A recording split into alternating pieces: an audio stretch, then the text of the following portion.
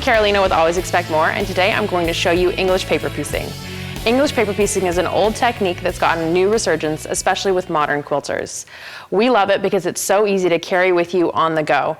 You don't need a sewing machine, you just need your hand needle and thread, and everything fits right in your bag.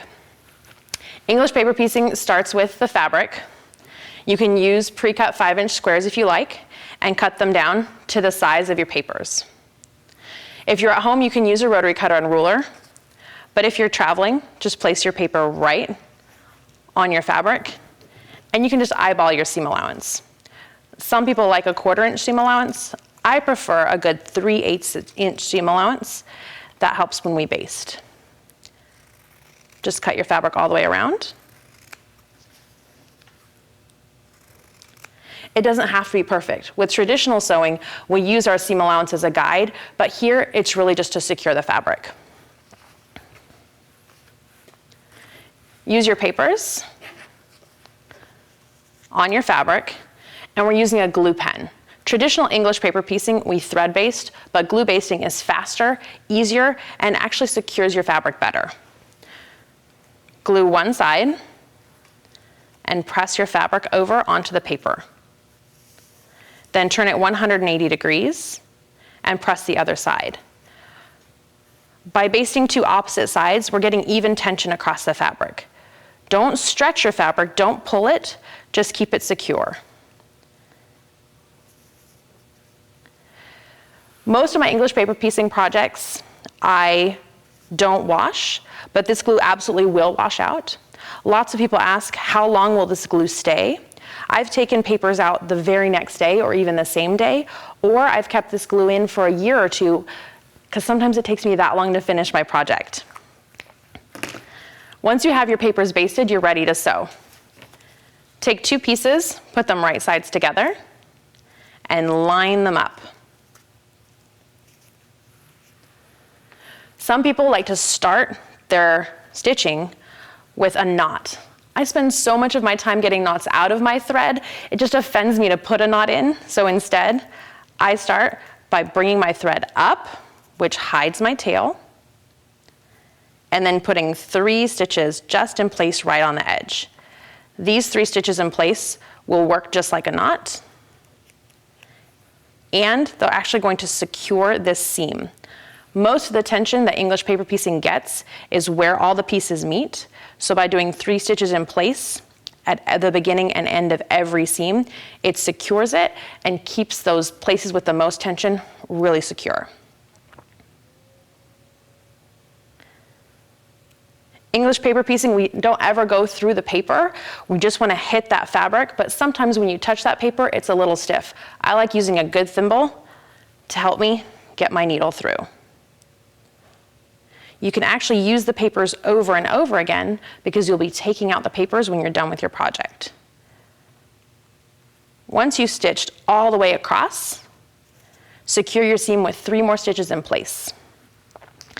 It's super simple to add your next piece. Just take your next piece, line it up, and stitch just like you did before. Bringing your thread up, hiding your tail. You'll be super glad that you hid your tails when you go to applique this piece on anything. If you don't hide your tails, you'll have little tails hanging out that you have to try to bury. If you hide your tails at the beginning and end every time, you don't have to worry about those when you go to finish your project. 3 stitches in place, and then stitch all the way across. How wide you make your stitches is really up to you. You want them fairly close. I do about 1/8 to a little bit of a generous 1/8 of an inch apart.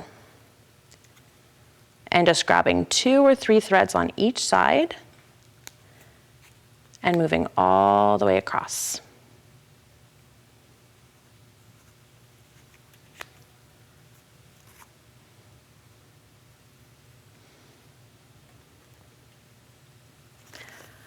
Once you've stitched this piece in place, comes the true magic of English paper piecing. When 3 seams come together like this, we call this an inset seam or a Y seam. These are a little trickier to do on a sewing machine, although absolutely not impossible. But with hand piecing, it's super, super simple to put together your Y seam. It's almost like it's not even there. Just fold and start your seam just like you did every other time with 3 stitches in place.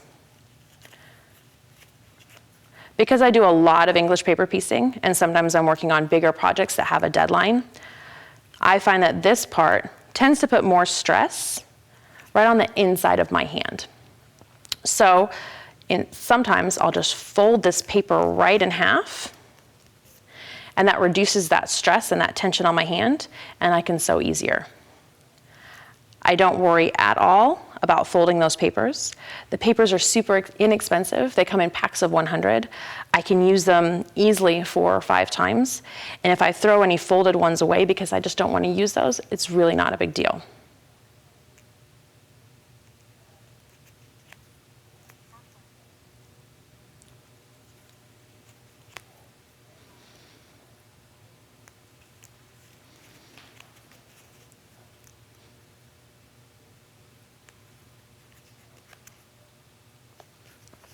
Once you've sewn all the way across, do 3 stitches at the end to secure it, and keep adding more pieces.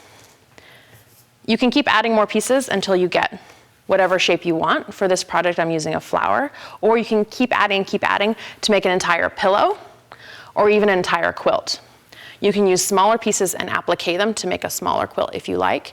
Really, English paper piecing can be as big or as small as you like. There's also different shapes that you can use. Although hexagons are the most popular shape, I really like working with diamonds and tumblers as well. The question I get the most often when people see me English paper piecing is, how long do those papers stay in? A paper stays in until either you're done with your project and you can take them all out, or until it's supported on all sides. These have been glue basted in, and it's as easy as just peeling away the fabric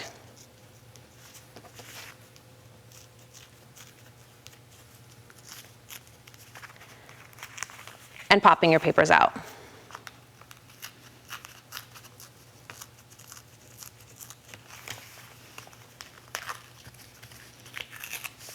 Keep this paper because you can absolutely reuse it. You can move all the way around your project, taking the papers out. Since this is going to be appliqued down, I want to be a little more careful on my outside edges, making sure that I keep those folds in place as I peel it out. These will just get pressed back in place, and I can either finger press them or press them with an iron to secure. Once you have all your papers out, you press with an iron or finger press really well, and you're ready to applique to your project. You can applique to an existing garment, to an existing piece of fabric, to an existing pillow form, whatever you like. You can use the same glue pen that you used before to just baste everything in place before stitching it down. Glue all the way around, only on your seam allowances. You don't want to put glue on both your seam allowances and your inside fabric, because your seam allowances are a little taller and you'll get more bumps if you glue everywhere. So just add that glue on your seam allowances.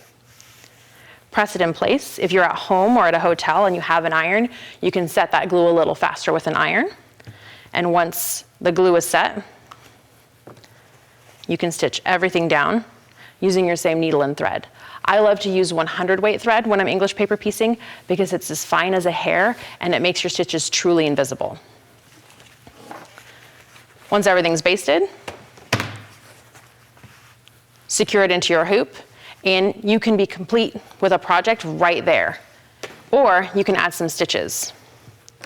Use a water-soluble pen and write a quote that you can then stitch with embroidery floss. Or if you want to get really creative, you can get out all your fun embroidery stitches. Or you can go to your machine and you can quilt it in place. It's up to you whether you use 2 or 3 strands of embroidery floss. When I'm doing bigger projects, I like to use 3 strands to make it really stand out. And use whatever stitches you like.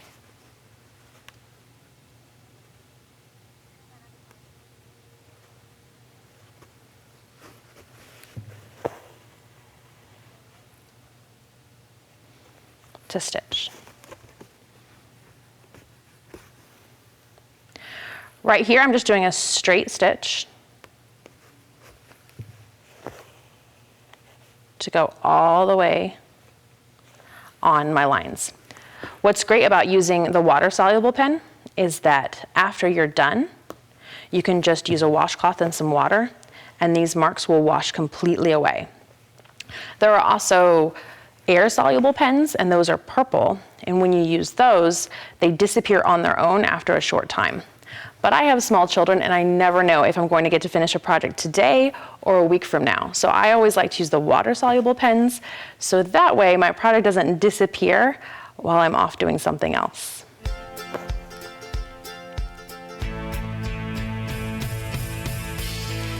Once you're done with all your stitches, you can take this out of the hoop to turn it into a pillow or to quilt it, or you can tuck all your fabric behind to make it something ready to hang or to give as a gift. And that's how easy it is to do English paper piecing. I can't wait to see what you make.